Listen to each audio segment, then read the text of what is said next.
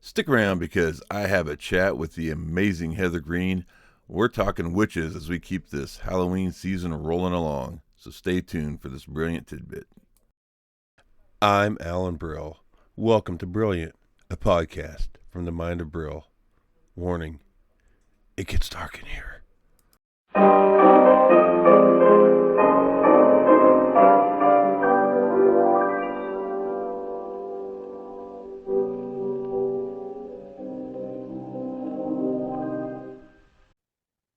I have a very special guest for y'all this week. Writer, journalist, and editor. She has written for Religion News, Turner Classic Movies, The Wild Hunt, and more. She is the author of Lights, Camera, Witchcraft.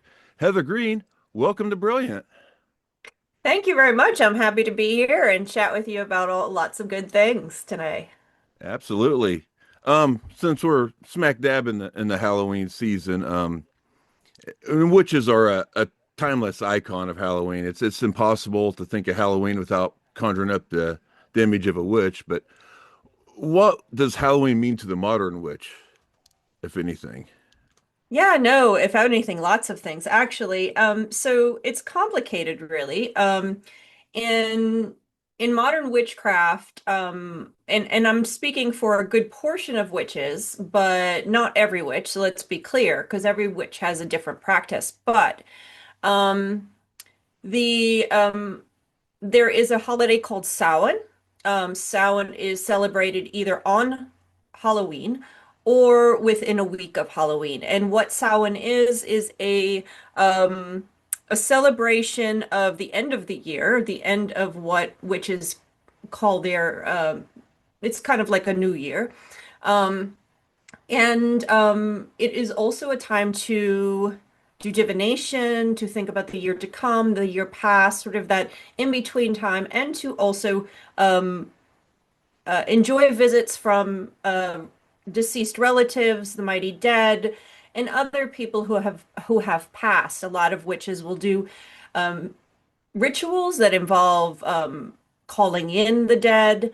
And that's a very common thing for religions and spiritual people around the world, not just witches. This is a good time because, as many people believe, the veil between the worlds is very thin. And whether you believe that or not is another thing, but a lot of witches do. And whether it is or not, it's an excellent time to commune with your deceased relatives, have visit from grandma, have tea with an aunt that you haven't had tea with for 20 years, etc. So that's what Samhain is about. And Samhain is um, often people will see Samhain written in Samhain. I think there was a movie that called him Sam Hain, and he was a Yeah. bad character, I believe. I didn't see that movie, but that is an English. It comes from the UK. Um, and has been part of the witchcraft and Wiccan traditions since inception. Okay. Now, I did a little informal poll on Facebook, and I asked people, like, when you hear the word witch, what do you think of? And actually I got a lot of Oz references, of course, and then a lot of people come back with the classic imagery of the pointy hat or the broomstick. And a couple of people even said things like, well, former coworkers, or can I name names, which gives a negative connotation. And I had a couple of people like, when I was a child, it's easy as Disney, but now as an adult, I'm not really sure, what I would think of, and it seems kind of hard to pin down. And the quote from this book I was reading, it calls the witch both the oppressed and the empowered. There's a lot of like conflicting things. Do you think we can define what a witch is in this modern age? Again, wow, that's a loaded question It because is, yeah. that's I do a whole workshop on that, honestly, Alan. The witch, like you said, has so many different connotations. It really depends on who you are, what religious upbringing you have, what time period we're talking about. But if we're talking about modern times, the witch has several different incarnations that we see her. Of course, there's modern witches, like I was just talking about. Who celebrate Samhain and many other holidays. It's a religious or spiritual experience. These people are define themselves as witches. in many capacities. And then you have some sectors of our population that still see witches as a woman or a person who um, is in league with the devil. Of course, we see that usage still, unfortunately. Um, and of course, there is the witches that come to mind for one of your followers said, I think of Disney. Of course, there's lots of wonderful um, pointy hat wearing fictional witches that have come to us for, from fiction, early Hollywood and earlier, that are wonderful and enjoyable. And then you also have the use of the word witch as a rebel. In the 1960s, a number of feminists during the feminist movement of that period used the word witch to designate that they were seizing their power. So you have the witch as an icon of feminist power, or a more like Wicked, which is coming back again, as we know, an icon of um, rising above oppression, no matter whether it's the woman or some other marginalized group. There's the symbol of the witch as the consummate rebel, standing out and moving beyond society's rules and regulations that oppress her. Yeah, absolutely. And of course, as it shapes all our the way we look at things, Hollywood has come into play there, and the excellent book, Lights, Camera, Witchcraft, really shows the role that's played. Can we maybe explore some of that as a Sure. yeah, Yeah, no, I love that topic, as in, because I wrote the book. right. And and I love movies as a film historian, and as a practicing witch, this was like right in my sweet spot of enjoyment in academic research. So when Hollywood got started, it did not invent the idea of the witch. Clearly, the witch has had a long legacy in both fictional accounts. Think of Shakespeare's plays, as well as in a religious and other cultural history.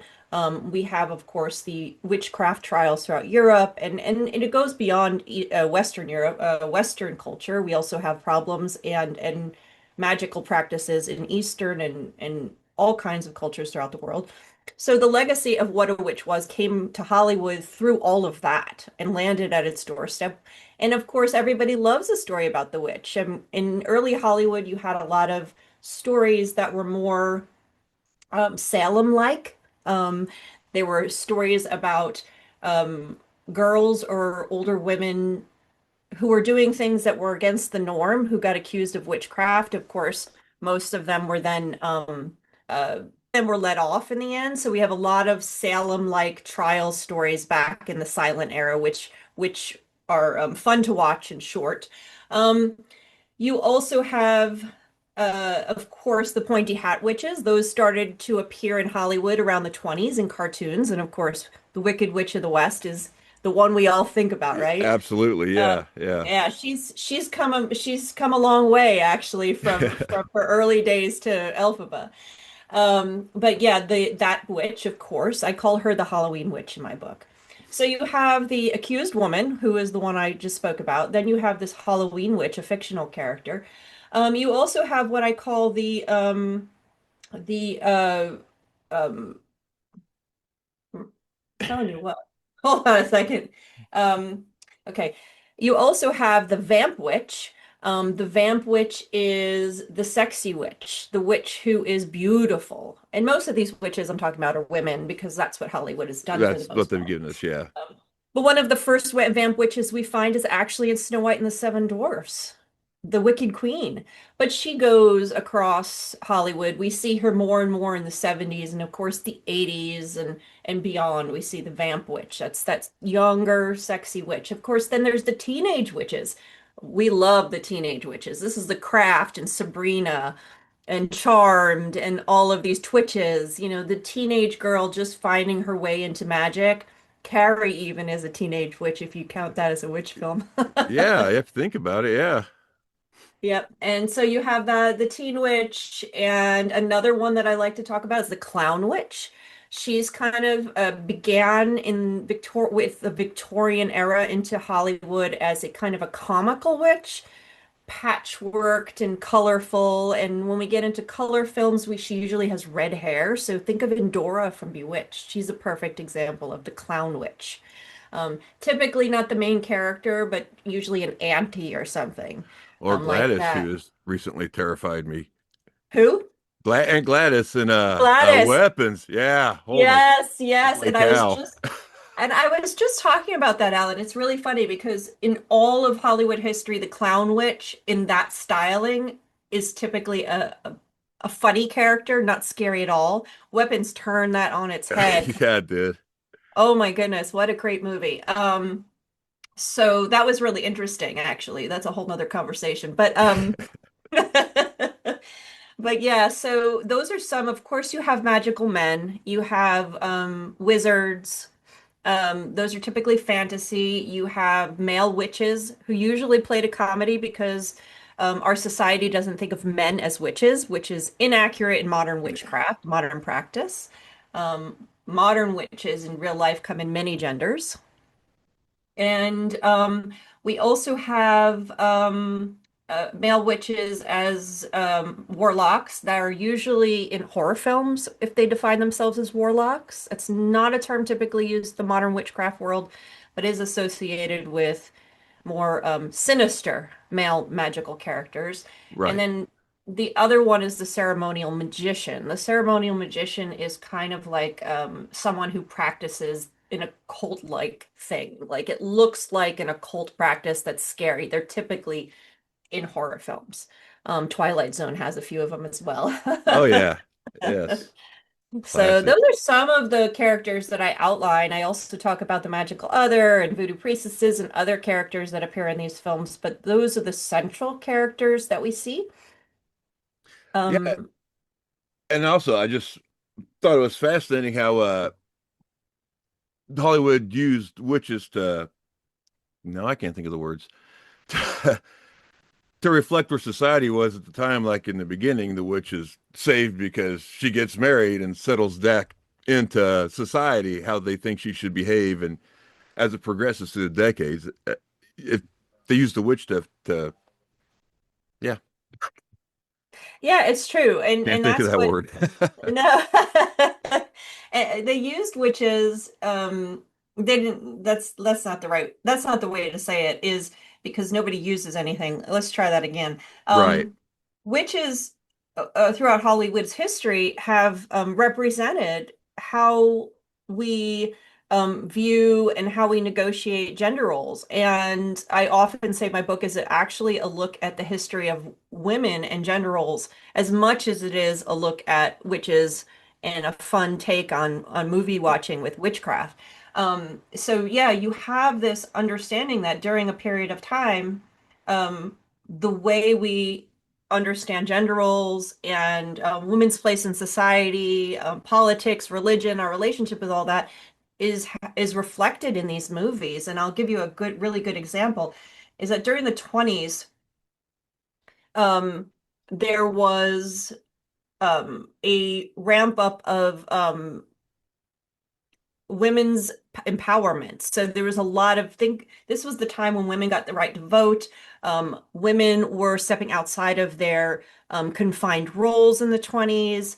There were a lot of technological advances like the washing machine that were allowing women to have more freedom to explore the outside, to do things outside of marriage, outside of the home. So they started to sort of explore more the ability to have more power in society. And it's interesting because during the 20s, you had very few witch films. Hmm. Um, you had cartoons, fictional stuff, mostly, a few things here and there. And then in 1934, just a few years after the crash, a production code comes in to censor it, and society starts to revert back out of fear after the Depression into a more conservative decade. Women were needed to go back to the home because there wasn't as much money anymore for the luxuries. The 1920s were over, and we really reverted back to normative roles for women, for men, for everybody. And it is during this time, almost perfectly that witch films return. And the witch films, as you've said, were uh, demonstrations of women needing to not do things or what women should not do. So you have like, for example, I married a witch, and he meets this crazy young woman who's a witch, and then, it's fun, it's funny, she's a witch and all this stuff, but in the end, she chooses marriage, she chooses the proper life. So the witch films of this era show women, okay, you've done some things that are crazy, now you have to get back to society. So it's really reflecting what society is telling women her role should be, and that happens throughout.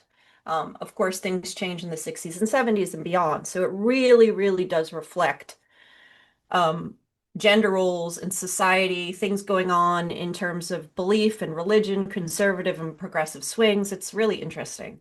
Oh yeah, it's fascinating. You get into yeah, every generation or whatever, like, oh, we're in a satanic panic, and all of a sudden they're, evil again or whatever. And I find it interesting in the times we're currently living in. The last movie, Aunt Gladys comes out, and that's some another focus to our fear, right? So Oh, absolutely. We have, I just commented, I said that movie is it's a treatise on the suburbs and the fear in the suburbs, the fear that exists naturally in the suburbs.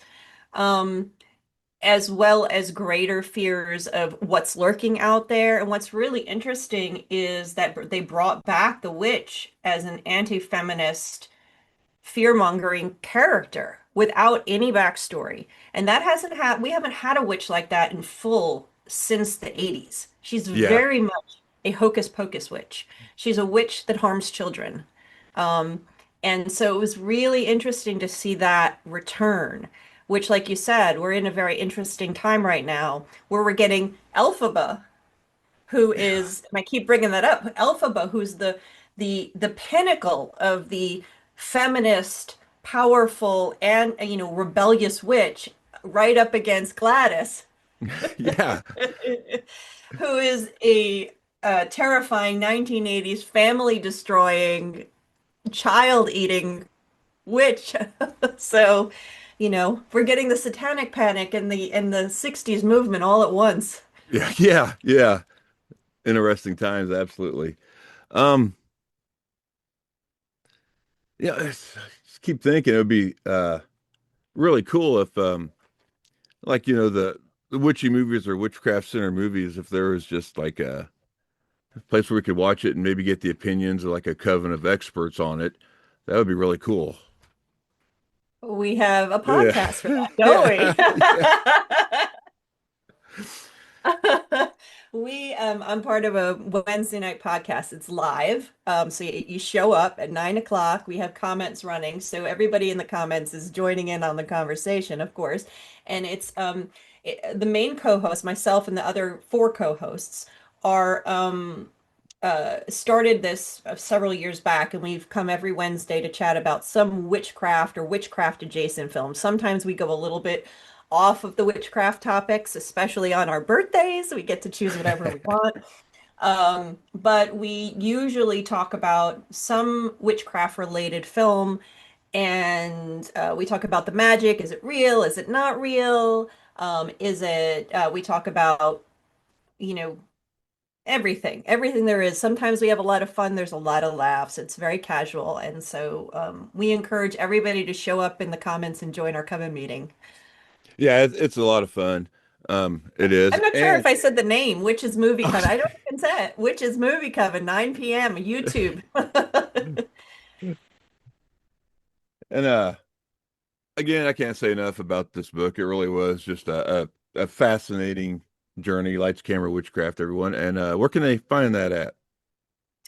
You can get it at all major retailers. It's published by Llewellyn, and you can go to llewellyn.com and get it directly from the publisher as well. But and of course, local bookstores, support your local bookstores. I like to always add that in, and some metaphysical shops as well have it. But you can get it at any major retailer. And you can also reach out to mysterycontrol.com. They have signed versions on that site. That's my the producers of our podcast, so they have signed versions there, and also you could reach out to me as well, heathergreen.net. All right. Well, I think I've taken up enough of your time today. I can't thank you enough for coming on. I super appreciate it. And I think I think we've all learned a little something today, which is excellent. That's the idea. That's the goal. So thank you so much. You're welcome. Thank you. Well, folks, that was a lot of fun and super informative. And I can't wait to have her back on again sometime when we have a little more time. It was a fascinating conversation. And hey, that's it for this week. If you liked what you saw or heard, please hit that like and subscribe button. Ring the bell so you get updated for all of my drops. And I'll see you next week. And until then, be safe and be careful because it can get dark out there.